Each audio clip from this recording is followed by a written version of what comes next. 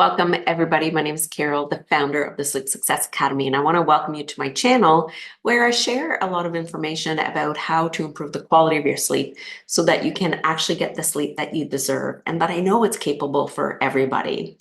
And this video is a little bit different. I'm going to introduce you to Remi. So here's a picture of me and Remi. So Remi is my friend's dog, and I'm at their house currently. I am dog and house sitting while they are gone on vacation. And so me and Remi have a unique bond. The first time we looked after him, he was 3 months old. And ever since, he's almost 3 now, every time they want to go away, I just come live in their big, beautiful home while hanging out with Remi, which is a really sweet deal for me. But yesterday was the first day I got here. No, not yesterday, Monday. So 2 days ago, I got here in the morning. They left. And in the middle of the afternoon, I go looking for Remi and I can't find him. And so I go into the bedroom and here he is. He has actually put himself to bed in his crate. And I thought it was cute. So I took a few pictures like we usually do with pets. And here's what I captured. So when you look at this picture, I want you to look how he is so well rested. He is enjoying his crate. He doesn't even care that I came into the bedroom. He's having a snooze. And so I thought, oh, how cute. Took a picture, sent it to his owner, and I thought that was it. Well, yesterday I had my group coaching call with the Better Sleep Community program.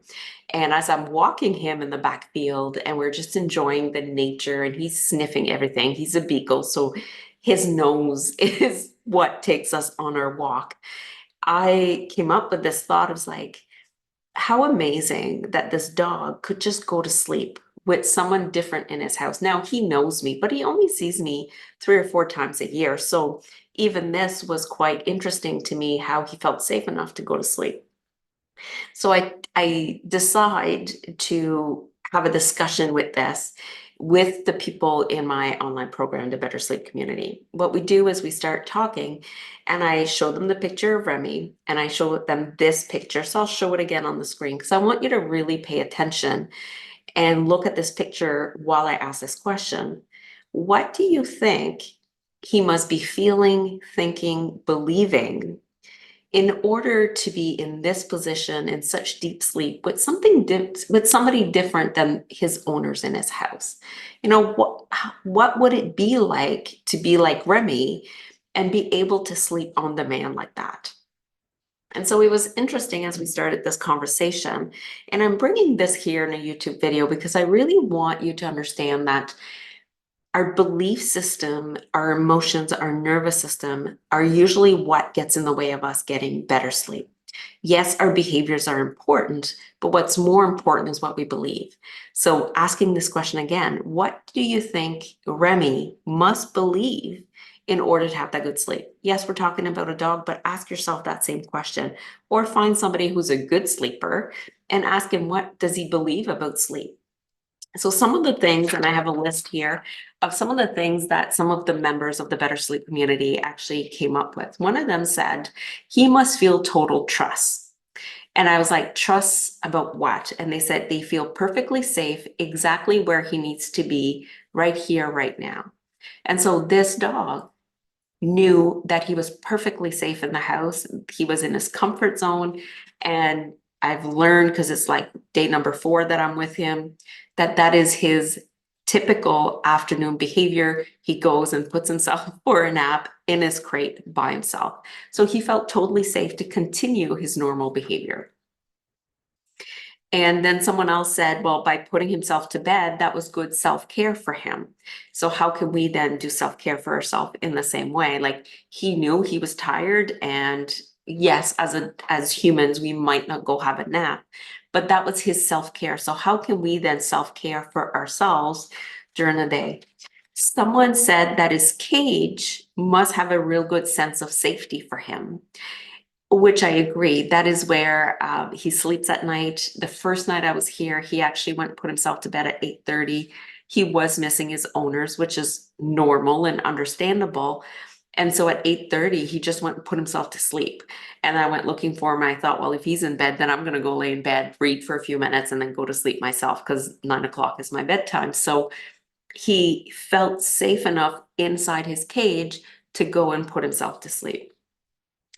Someone else said he was able to sleep without his owners being there. And so then we discussed this a little bit more because I wanted to know what he thought that meant. Like, what did he mean by being able to sleep without his owners being there? He said, well, then he had a secure attachment. So secure attachment is when you've had good enough attachment with either your parents or people in your environment, and you feel secure in the world. So your belief might be like that the world is a safe place, or I'm safe in my home, right? He had enough secure attachment that even though his owners weren't here, he was still able to go to sleep easily. There was no anxiety in this dog. Some dogs have a lot of anxieties when their owners leave, but this dog had enough secure attachment that even though his owners were gone, he was feeling safe. And the last one that I have here is that Remi must really feel safe with me. It showed that I brought enough safety to him that he was okay with going to bed and being normal. Now, the things that I did share that people didn't know before they saw this picture is how consistent they keep his routine as well. So when I have a list on the fridge where they told me like he eats breakfast at this time, he goes for a long walk in the morning, he has a short walk at lunchtime, like he is very regimented for a dog. And that talks, what that does for me is understanding we do that with our babies, right? When we have a small kid, we keep them on the same schedule because we know when we keep them on the same schedule, they sleep better and then they're less cranky and easier during the day because we know exactly what's going to happen. They've done this with their dog where he is on a very regulated schedule. Mind you, sometimes we can go off schedule, he's still okay because he has enough regulation in his nervous system to know that things will go back to normal, right? That's what Remi believes, or he has to believe. I haven't asked him, he's a dog, but by his behavior, we can deduct that that's what he's believing, and he's feeling safe in the world. And he has a consistent routine, so consistent that they could even tell me that if I don't take him for his morning walk, he'll actually sit and stare at me till I do, and he does, because he knows the time. He knows, I don't know how a dog can tell the time, but he knows that it's 8:30 in the morning. I'm supposed to be walking right now. And so how would it be to take the example of Remi and apply those concepts to us in order for us to be able to fall asleep and sleep like a dog, like he just did?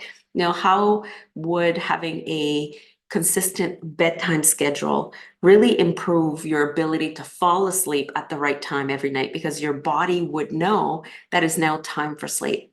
How would having your meals consistently and not be so rigid that if you don't have this schedule that you're off track, because that's too much desperation energy as well, but just be consistent enough that your body knows what to expect next. So that was so cool how this exercise just came out of thin air for me.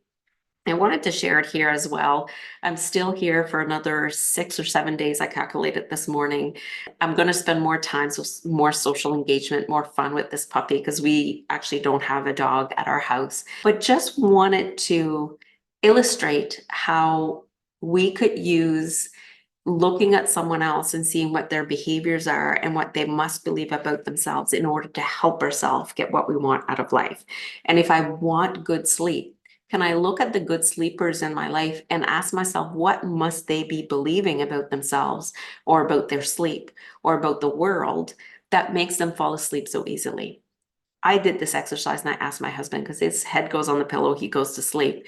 And I asked him one day, like, how can you do that? And he says, well, what do you mean? How can I do that? He goes, I just go to bed. And I'm like, yeah, but like, how can you just fall asleep? And he's like, I don't know. I count to 10 and I fall asleep, because his belief is that when I go to bed, I go to sleep. Where my belief used to be that I couldn't turn my brain off, therefore there's no way I could fall asleep. You see how our belief system is really something big that we have to work on. So in the Better Sleep community, we look at our emotional well-being, our mindset, and our behaviors. Those are the three components to better sleep. And you have to look at all three in order to get better sleep for yourself. And right now, we just looked at the belief or the mindset component. So if you want to know more about the Better Sleep community, we start our next group cohort on June 9th. So on June 9th, we start again the 12-week program. So what we do is we slowly go through the content over 12 weeks. You have access to an online platform, and we also do 2 group calls a week on the Tuesday evening at 6 p.m. Atlantic time, which is my time. We do a group coaching call, which is more about teaching and education. And on the Thursday, we put into practice the tools that we're learning in the program, and we do some tapping together and some orienting together and a whole bunch of stuff in order to reprogram our belief system so that we can then fall asleep easily, stay asleep all night, and wake up feeling refreshed.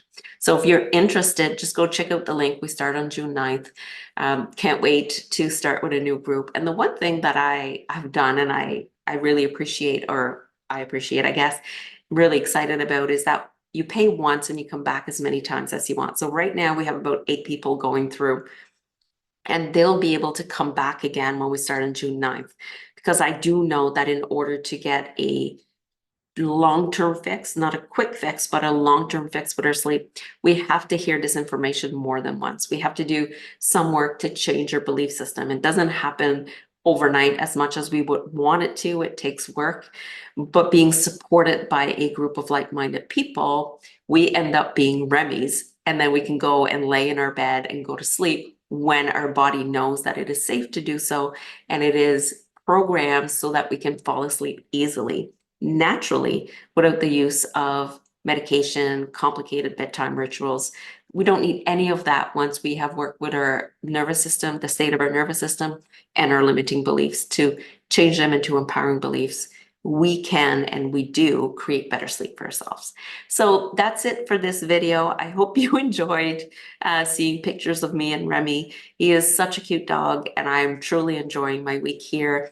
And I will see you in the next video. And in the meantime, if you have any questions at all, don't hesitate to email me at support@sleepsuccessacademy.com.